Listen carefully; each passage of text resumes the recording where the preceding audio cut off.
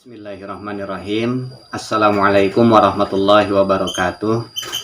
Anak-anakku sekalian, siswa-siswi SMA kelas 10 yang Bapak cintai, yang Bapak banggakan. Alhamdulillah, pada kesempatan ini Bapak bisa bertemu dengan kalian meskipun hanya dalam keadaan yang begitu banyak, begitu terbatas ya. Berbagai keterbatasan, tapi alhamdulillah semoga kita tidak berkurang semangat kita dalam menuntut ilmu, dan insya Allah Bapak pada kesempatan ini juga akan menyampaikan materi tentang menuntut ilmu ya, senangnya menuntut ilmu dan senang mengamalkannya. Anak-anakku sekalian, sebagai seorang muslim kita tahu bahwa menuntut ilmu itu hukumnya wajib ya. Menuntut ilmu itu fardhatun, wajib ala kulli muslimin wal muslimah, bagi setiap muslim laki-laki dan muslim perempuan. Dari segi bahasa, ilmu itu dari alima ya'lamu, artinya mengetahui ya, masdarnya adalah ilman, pengetahuan. Apakah itu ilmu?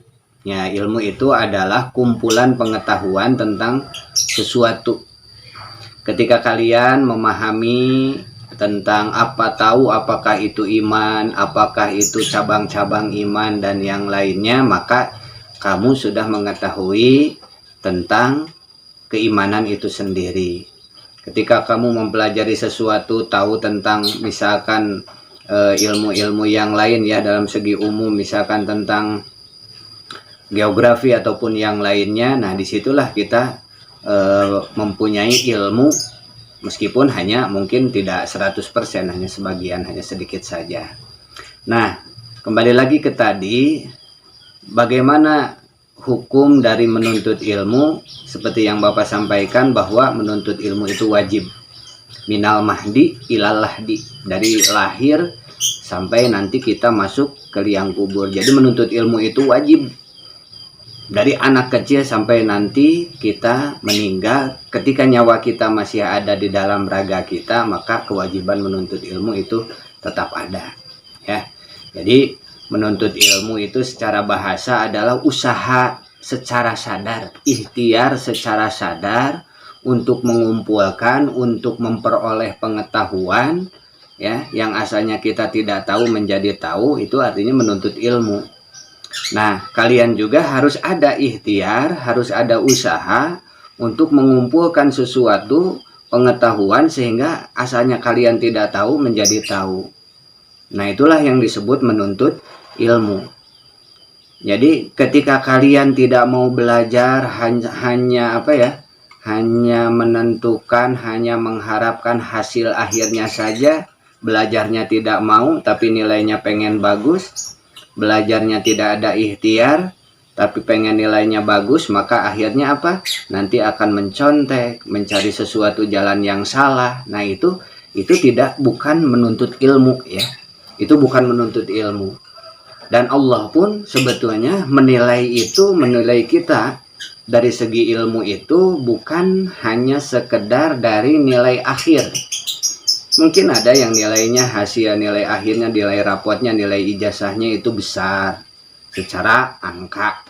Tapi mungkin saja di hadapan Allah bisa jadi itu nilainya sedikit, karena hasil nilai yang besar itu dari mencontek, niron, itu dan sebagainya. Tapi Allah melihat ikhtiar kita. Allah melihat ikhtiar kita, cara kita, usaha kita untuk mendapatkan ilmu itu. Mungkin ada kejadian seperti ini. Ada orang yang tidak belajar tapi nilai di akhirnya, nilai di rapotnya bagus.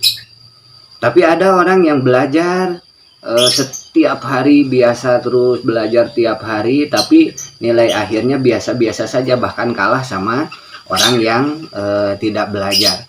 Nah, di hadapan Allah itu yang bagus itu, yang mendapat nilai sempurna itu adalah orang yang belajar setiap hari, dan yang ditilai oleh Allah itu niatnya, ikhtiarnya itu. Makanya untuk Bapak sendiri sebetulnya nilai akhir tidak bukan yang utama ya, bukan yang pertama, tapi prosesnya itu yang Bapak lihat, karena Allah juga memberikan penilaian itu adalah dari dari ikhtiar kita. Dari ikhtiar belajar kalian setiap hari itu seperti itu yang ditilai oleh Allah Subhanahu wa taala. Makanya harus tetap semangat ya. Nah, kalau dari segi klasifikasi ilmu, dari hukum dari menuntut ilmu itu mungkin dibagi secara umum dibagi dua ya. Ada menuntut ilmu itu hukumnya itu fardu ain dan fardu kifayah ya. Fardu ain itu adalah kewajiban menuntut ilmu yang dibebankan kepada masing-masing individu setiap muslim, dan itu tidak bisa diwakilkan. Misalkan tentang ilmu agama, tentang mempelajari rukun iman, rukun Islam, tentang akidah, itu wajib dan tidak bisa diwakili oleh orang lain. Nah, itu hukumnya fardu ain. Ketika kita meninggalkan itu, tidak mempelajari itu, maka hukumnya adalah dosa. Yang kedua ada fardu kifayah. Fardu kifayah itu yaitu kewajiban menuntut ilmu itu akan gugur jika sebagian atau salah seorang di antara kita sudah mempelajarinya. Misalkan kita ambil contohnya yaitu ilmu-ilmu dunia. Ketika seorang dokter sudah ada di lingkungan kita, sudah ada di kita, maka kewajiban menjadi seorang dokter itu sudah gugur karena ada yang sudah mewakilinya, ada yang sudah mempelajarinya. Kalau dalam ilmu agama mungkin yang disebut fardu kifayah itu seperti hukum ilmu waris ya. Hukum ilmu waris itu adalah fardu kifayah. Ketika di suatu kampung misalkan sudah ada yang pandai, sudah ada yang bisa mempelajari ilmu mawaris atau ilmu waris ya, maka gugur kewajiban yang lainnya.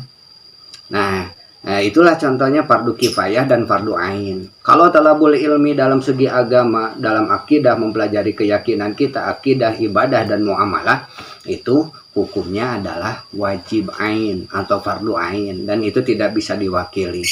Makanya kita harus tetap semangat ya. Minal mahdi ilal lahdi itu harus kita kerjakan sebagaimana yang disampaikan oleh Rasulullah Shallallahu Alaihi Wasallam. Kemudian selanjutnya anak-anakku sekalian, apa sih keutamaan dari menuntut ilmu ya? Keutamaan dari menuntut ilmu itu yang pertama, bahwa dengan menuntut ilmu kita itu akan dibedakan dengan makhluk yang lainnya. Manusia, orang yang mau menuntut ilmu itu akan berbeda dengan makhluk yang lainnya, mempunyai keunggulan dengan makhluk yang lainnya. Bahkan bukan hanya dengan makhluk yang lain, tapi dengan orang-orang lainnya juga itu akan ada ada perbedaan, yaitu kita lebih diunggulkan. Itu yang pertama ya, kelebihan atau keutamaan dalam menuntut ilmu itu ya. Yang pertama, kita dilebihkan, diunggulkan dari makhluk yang lain. Bahkan kalau membuka surat Al-Baqarah itu tentang penciptaan Nabi Adam itu, wa 'allama Adamal asma'a kullaha tsumma 'aradahum 'alal malaikati faqala anbi'uni bi asma'i haula'i in kuntum shadiqin. Jadi ketika Nabi Adam diciptakan oleh Allah, diberikan ilmu pengetahuan, wa 'allama Adamal asma'a kullaha, Allah mengajarkan kepada Nabi Adam itu nama-nama setiap benda. Dan ternyata para malaikat itu tidak mempunyai pengetahuan tentang itu. Maka derajat manusia itu bisa lebih tinggi dengan adanya ilmu pengetahuan ya. Yang kedua, memang seperti tadi, seperti barusan disampaikan, bahwa dengan menuntut ilmu derajat kita akan ditingkatkan. Derajat kita itu akan meningkat. Yang pertama derajat di hadapan Allah, yang kedua derajat di hadapan manusia. Seperti dalam surat Al-Mujadalah ayat 11, Allah Subhanahu wa taala berfirman, a'udzubillahi minasyaitonirrajim, yarfa'illahu alladhina amanu minkum walladzina utul ilma darajah. Bahwa Allah itu yarfa'illah, Allah akan mengangkat derajat seseorang.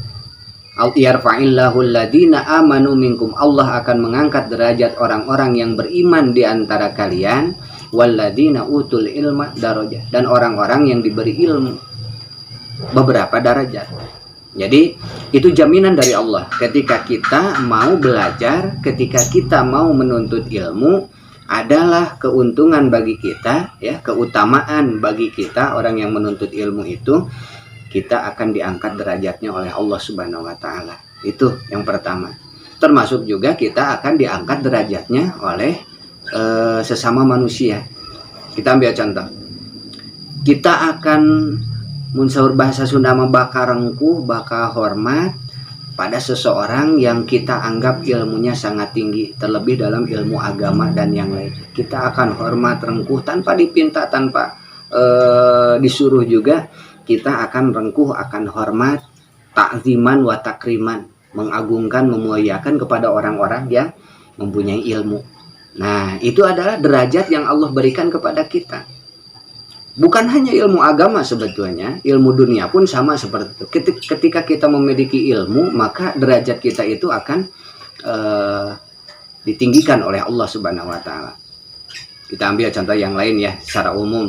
Ketika kalian misalkan mempunyai resep, mempunyai ilmu tentang teknik membuat sesuatu yang orang lain mungkin tidak bisa, maka mungkin kalian akan menjadi kiblat, akan didatangi oleh berbagai orang dan mereka mau mempelajari kalian, menghormati kalian. Itu karena apa? Karena ilmu.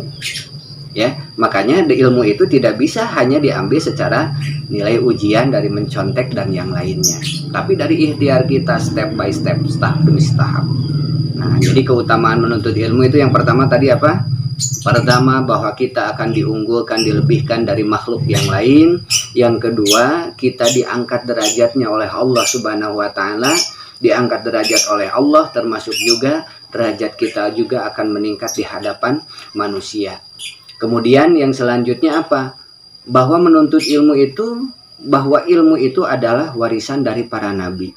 Apakah kita ingin mewarisi dari ilmu para nabi? Tentu saja kita harus menjadi para pewaris para nabi itu, para aulia, para pemimpin kita, para wali-wali Allah Subhanahu wa taala. Dan yang terakhir, bahwa menuntut ilmu itu, keutamaan menuntut ilmu itu merupakan apa ya? Ilmu itu adalah imannya amal, ya. Ilmu itu adalah imannya amal, dalam arti ketika kita beramal tanpa ilmu, maka amal kita tidak akan diterima. Ya. Ketika kita beramal tanpa ilmu, maka kita tidak akan diterima. Itu dalam segi ibadah. Ketika kita berbuat sesuatu tanpa ilmu, kemungkinan besar adalah kegagalan yang akan terjadi. Ketika seorang bertani, kemudian bercocok tanam, bertani tanpa ilmunya, maka dia akan gagal. Ketika seseorang bekerja di kantor, kemudian tanpa ilmu, otomatis dia mungkin tidak akan diterima di kantor itu.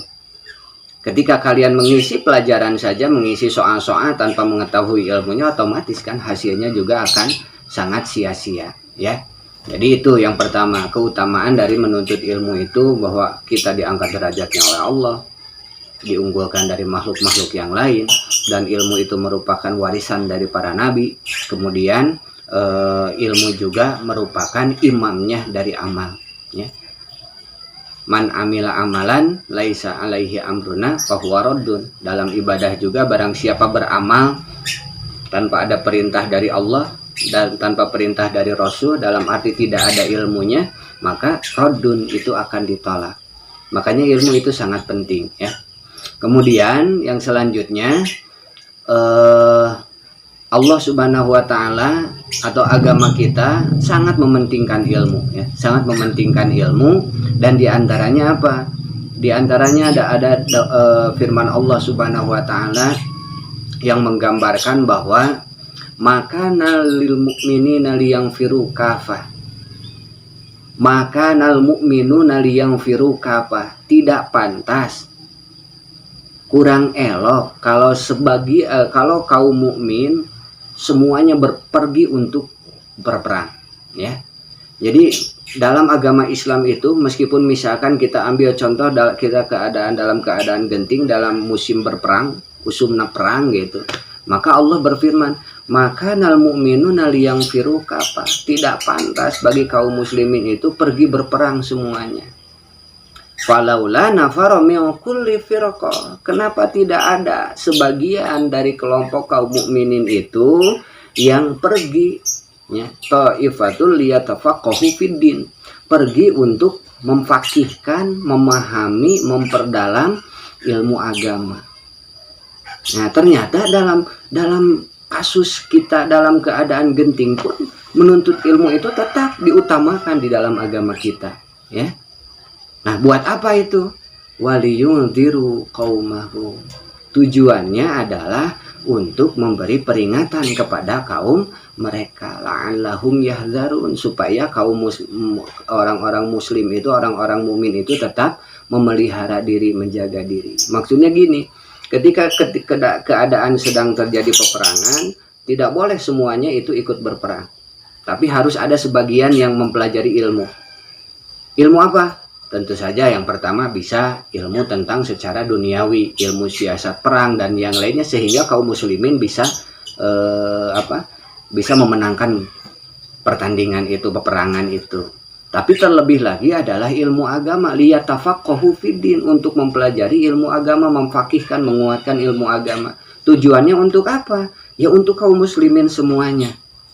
Ketika kaum muslimin berangkat perang, kemudian kaum muslimin diparangkeun menang, ketika wihdi teh kembali ke negerinya, maka orang yang menuntut ilmu itu ada kewajiban, yaitu untuk mengingatkan mereka. Kita sudah menang, awas jangan takabur, jangan sombong. Yang memenangkan itu adalah ikhtiar memang kita, tapi yang sebetulnya yang memenangkan kita adalah Allah Subhanahu wa taala. Wa ma ramaita id ramaita walakin Allah rama. Bukanlah kamu yang melempar ketika kamu melempar itu, tapi Allah yang membantu itu. Kita mengingatkan supaya umat Islam jangan takabur. Kita mempelajari ilmu agama, sebagian mempelajari ilmu agama, kemudian menasihati yang lain supaya tidak takabur ketika mendapat kemenangan. Apalagi sebaliknya, ketika kaum muslimin kembali perang dalam keadaan kalah, tetap yang wajib menuntut ilmu itu adalah memberi peringatan supaya kita sabar, mengambil hikmah, mengambil pelajaran dari kejadian-kejadian kekalahan perang-perang tersebut. Nah, itulah fungsi dari menuntut ilmu. Bahkan dalam keadaan genting musim perang juga, umat Islam itu diperintahkan oleh Allah tetap harus menyisihkan sebagian, tidak boleh berperang semuanya, menyisihkan sebagian untuk talabul ilmi. Makanya apalagi kita dalam keadaan kondisi yang mungkin tidak ada dalam peperangan, dalam keadaan aman tentram, makanya kita, apalagi kalian, harus bersungguh-sungguh untuk menuntut ilmu, ya. Bukan hanya kalian, termasuk bapak sendiri, para orang tua, semuanya adalah punya kewajiban tentang menuntut ilmu itu, ya. Nah, itu. Dan yang perlu kalian pelajari diantaranya yaitu tentang etika dalam menuntut ilmu, ya. Etika dalam menuntut ilmu, supaya ilmu yang kita cari, supaya ilmu yang kita ikhtiarkan itu akan mudah kita dapatkan. Yang pertama apa? Luruskan niat dulu, ya. Luruskan niat. Kumaha carana ngaluruskan niat itu? Ingat bahwa menuntut ilmu itu merupakan perintah dari Allah Subhanahu wa taala. Jadi ketika kita menuntut ilmu, luruskan niat, ini adalah kewajiban saya, ini adalah perintah dari Allah Subhanahu wa taala dan utusannya yaitu Rasulullah Muhammad SAW.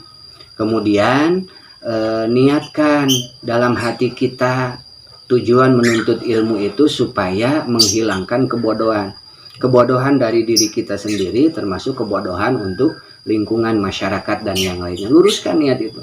Tujuannya untuk mengamalkan perintah Allah, niatnya untuk menghindari kebodohan supaya kita tidak tertipu, tidak ditipu dan tertipu gitu ya. Kemudian yang selanjutnya, siapkan menuntut ilmu itu adalah mempersiapkan diri kita untuk di masa depan supaya hidup kita lebih cerah. Bagaimana hidup kita lebih tenang, lebih damai, lebih sejahtera ke depannya? Ya tentunya dipersiapkan oleh sekarang. Apa yang paling utama? Yaitu bekal ilmu pengetahuan. Kemudian apalagi luruskan niat itu, luruskan juga niat bahwa ilmu itu adalah bekal untuk negeri akhirat. Insya Allah itu sangat bermanfaat. Nah, itu yang pertama. Jadi etika ketika kita menuntut ilmu, Yang pertama adalah luruskan niat seperti yang Bapak sampaikan barusan. Yang kedua, etika yang lainnya adalah ketika kita sedang menuntut ilmu, awas, kalian harus sangat menghormati yang namanya guru, ya. Apakah itu guru agama ataupun guru geografi, guru yang lain juga tetap. Semua guru harus kita hormati. Itu adalah sumber keberkahan ilmu kita. Hormati guru kita. Guru kita adalah orang tua kedua kita, ya. Jadi kita harus menghormati. Yang pertama, etika dalam menuntut ilmu itu niatkan, luruskan niat dulu. Yang kemudian dalam pelaksanaannya hormati orang yang memberikan ilmu, ya. Yang ketiga adalah apa? Awali dan akhiri ketika kita mau menuntut ilmu itu dengan baca doa. Minimal dengan baca basmalah. Kullu amrin dzibalin la yubda'u bi bismillahirrahmanirrahim aqta. Setiap perkara yang tidak diawali dengan asma Allah, dengan bacaan basmalah, putus. Apa yang dimaksud putus? Putus pahalanya, putus amalnya.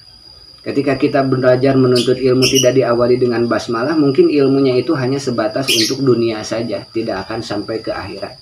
Tapi kalau diawali dengan basmalah, insya Allah di dunia kita akan bermanfaat, kemudian juga nanti di akhirat juga akan sangat bermanfaat.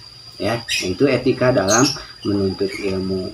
Lalu selanjutnya, supaya kita dalam menuntut ilmu itu diberi kemudahan, dimudahkan dan yang lainnya, apa yang harus kita pelajari, apa yang harus kita lakukan, ya. Ada kiat-kiatnya menuntut ilmu itu supaya kita diberi kemudahan. Yang pertama, penuhi etika yang barusan Bapak sampaikan, hormati guru, awali bismillah, kemudian akhiri dengan hamdalah. Ada doa awalnya, Allahumma inna nas'aluka ilman nafi'an wa rizqan thayyiban wa amalan mutaqabbala. Kemudian setelahnya kan ada seperti yang Bapak bagikan itu doa ketika belajar dan setelah belajar, Allahumma anfa'na bima 'allamtana wa 'allimna ma yanfa'una wa zidna ilma. Itu juga bisa. Allahumma arinal haqqa haqqan warzuqna ittiba'ah wa arinal batila batilan warzuqna ijtinabah. Itu juga bisa merupakan doa setelah belajar. Jadi supaya kita mendapat kemudahan, luruskan dulu etika kita, ya. Kerjakan, amalkan etika dalam menuntut ilmu. Kemudian hindari perbuatan maksiat. Maksiat juga itu sangat berpengaruh, apalagi dalam pelajaran ilmu agama. Misalkan ketika kalian susah menghafal Al-Quran, coba tanya dalam diri kita, tanya hati kita, barangkali banyak perbuatan maksiat yang sudah kita lakukan. Nah, itu salah satunya akan menghambat kita untuk susah menghafal Al-Quran, ya. Sangat susah menghafal Al-Quran, mungkin diantaranya adalah kebanyakan maksiat yang kita lakukan. Itu kita harus introspeksi diri, ya. Hindari perbuatan maksiat supaya dimudahkan oleh Allah dalam menuntut ilmu. Untuk selanjutnya, ketika kita sudah mendapatkan ilmu, maka kita usahakan ilmu yang sudah kita dapatkan, amalkan. Ketika Bapak misalkan dalam ilmu agama menyuruh kalian menghafal ayat-ayat Al-Quran, ketika kalian sudah hafal, amalkan. Baca di dalam sholat dan yang lainnya, itu ya. Kemudian tetap kalian harus menjaga, memiliki semangat, tidak mudah putus asa, ya, dalam menuntut ilmu. Meskipun kondisinya seperti ini, kalian mungkin banyak yang leha-leha, tapi usahakan niat kita ini termasuk adalah kiat-kiat supaya kita mendapatkan ilmu yang dimudahkan oleh Allah Subhanahu wa Ta'ala. Dan terakhir, mungkin kalian juga harus memahami hikmah-hikmah dari menuntut ilmu, ya. Hikmah dari menuntut ilmu itu bahwa pahala dari ilmu itu akan terus mengalir bahkan sampai kita sudah meninggal. Ketika kalian bisa surat Al-Fatihah saja, kemudian mengajarkan adik kalian membaca Al-Fatihah dengan baik dan benar, lalu adik kalian melaksanakan sholat, membaca Al-Fatihah setiap hari, itu pahalanya akan terus-terusan kepada kita semua, ya. Akan terus-terusan ngajar sampai meskipun kita sudah meninggal. Kemudian bahwa hikmah dari menuntut ilmu itu diantaranya adalah bahwa kita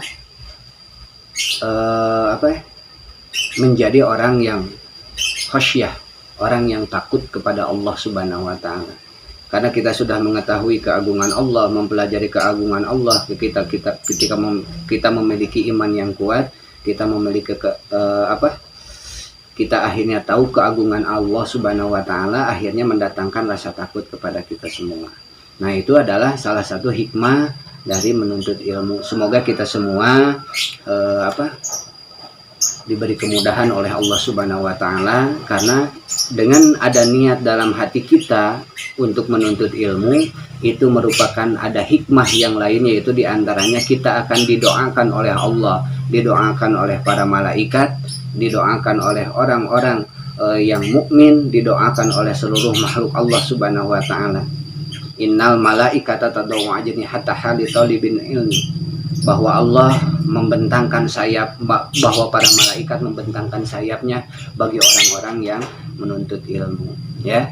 Jadi untuk materi sekarang yaitu tentang thalabul ilmi, mudah-mudahan kalian termotivasi bahwa menuntut ilmu itu wajib bagi likulli muslimin wal muslimah, bagi setiap muslim laki-laki dan muslim perempuan.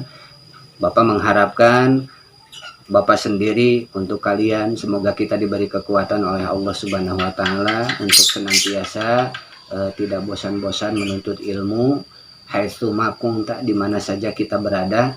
Semoga Allah Subhanahu wa taala memberikan kekuatan kita untuk senantiasa mau menuntut ilmu. Mungkin itu saja untuk materi yang selanjutnya. Silahkan kaji materi yang Bapak berikan, kemudian tambahkan pula, kaji pula di buku-buku yang sudah kalian miliki, bahkan juga bisa searching. Silahkan buka Google-nya di internet dan yang lainnya. Semoga ini menjadi motivasi buat kalian lebih semangat dalam menuntut ilmu, lebih semangat dalam mengamalkan perintah Allah, yaitu thalabul ilmi. Semoga kita diangkat derajatnya oleh Allah Subhanahu wa taala. Amin ya rabbal alamin. Sementara itu saja. Assalamualaikum warahmatullahi wabarakatuh.